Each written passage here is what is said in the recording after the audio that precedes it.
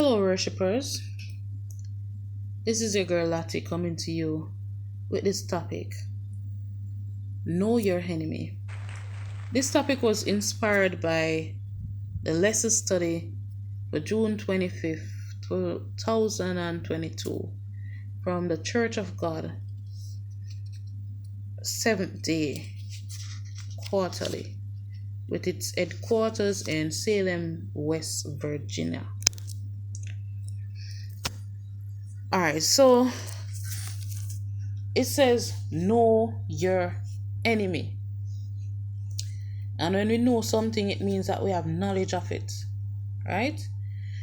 And when we classify someone as our enemy, that means that person can bring harm or be dangerous to have in our midst, right? So we have to know who our enemy is. The scripture reading is taken from Isaiah 14, verse 12 to 17, and Ezekiel 28, 11 to 19.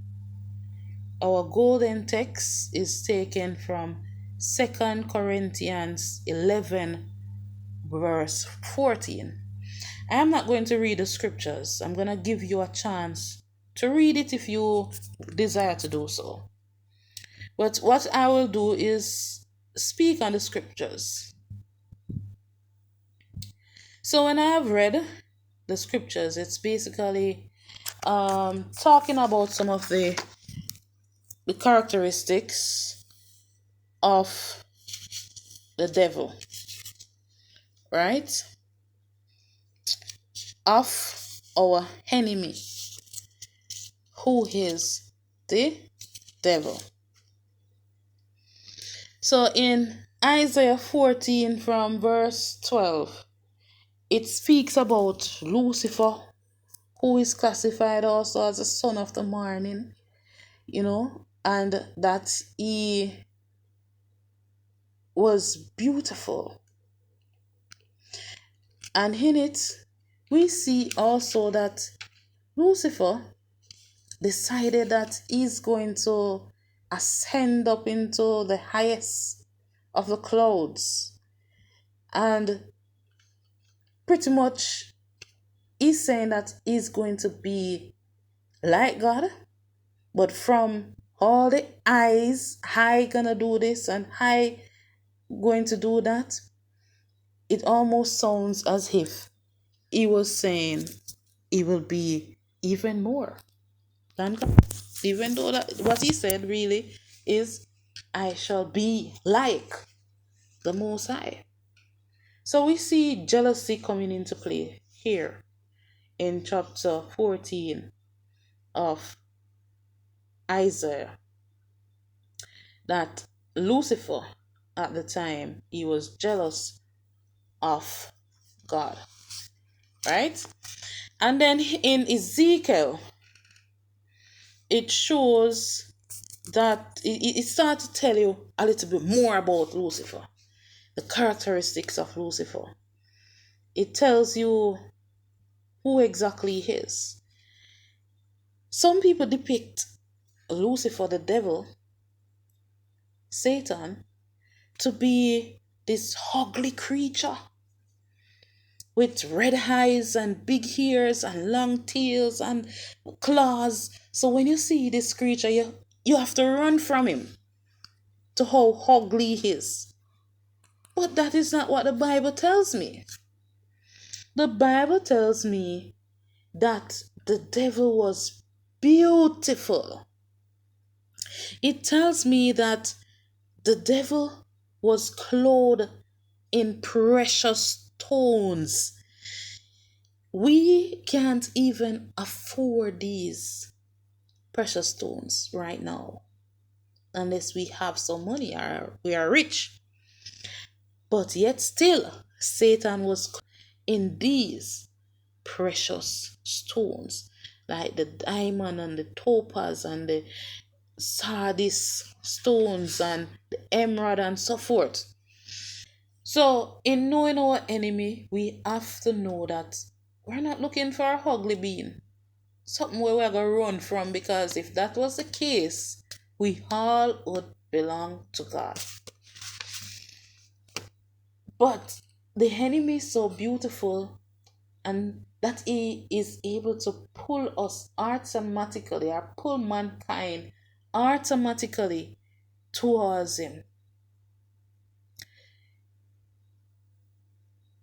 And we have to be aware of that.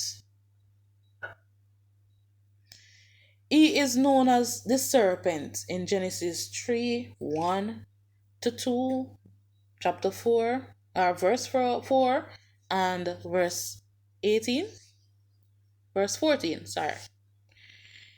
And what I know about the serpent, it is very subtle. It takes its time. It doesn't rush. It is not anxious in doing what it's doing. It takes its little time and it sums up where its prey is, and then it attacks. So in knowing the devil, we need to know that it will not just come one time, but it will take its little time, and it takes a little of you and a little of you and a little of you until you are fully gone. In Isaiah 14 verse 12, he is known as the son of the morning, S-O-N of the morning. But I want to zoom in on the S-U-N, in the morning. When we look at the S-U-N in the morning, it is so beautiful. It's captivating. It's refreshing, especially if we're driving along the seashore and, the sun is rising. It's so beautiful. So again, we see that the devil is not ugly.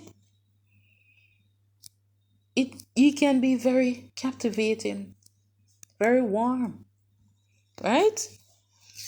And we look at him as the murderer and the liar in John 8 42 to 44. So many of these young youths these days, they are proud to say they know this bad man or this gunman. And if you do me nothing, me we kill you. And if you do me nothing, me we call my friend them to kill you. That is the characteristic of the devil. And we need to know that it is our enemy. So we should not be comfortable knowing a bad man and a gunman to come and solve our problems for us.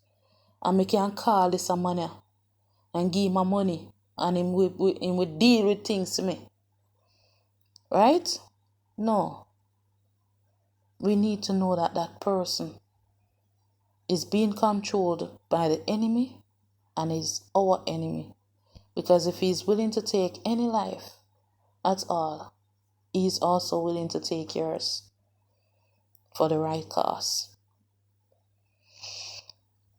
In 1 Peter 5 verse 8, he is known as a roaring lion.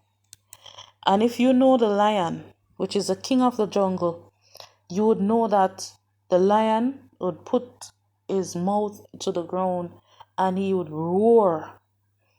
And when he does that, his prey will run in all directions and sometimes run right into his trap. It also tells me that he was an anointed cherub. He was able to sing beautifully. He has the most beautiful voice, according to the words here. That's the reason it is so easy for the musicians and the artists to influence the young people in such a way, because Lucifer himself was a brilliant musician, and when he gives that gift to his followers, they can then charm and convince their audience the way that they want to. So, worshippers, let us not be fooled as to who is our enemy. Let us be sober and vigilant, because the word says the adversary, the devil, goeth about seeking whom to devour. So we have to be sober at all times.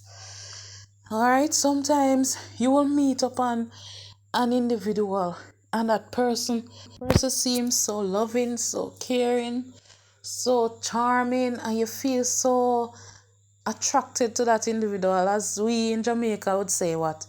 We spirit take that person there. Not everybody that your spirit take, and not everybody that is welcoming is actually a friend. Sometimes they are in fact your enemy. Look at that incident in Clarendon. That young lady thought that he was helping out a family member. Little did she know that that family member would become her enemy, or was her enemy. So we have to be very careful of the people we attract and the people we are attracted to, because we might be opening ourselves or leaving ourselves vacant to be occupied by the enemy, which is the devil. All right, so let us just be sober at all times. Let us analyze. Let us evaluate and assess the situation, and then we decide whether or not we have a friend or an enemy. God bless you and keep you sweet until we meet again.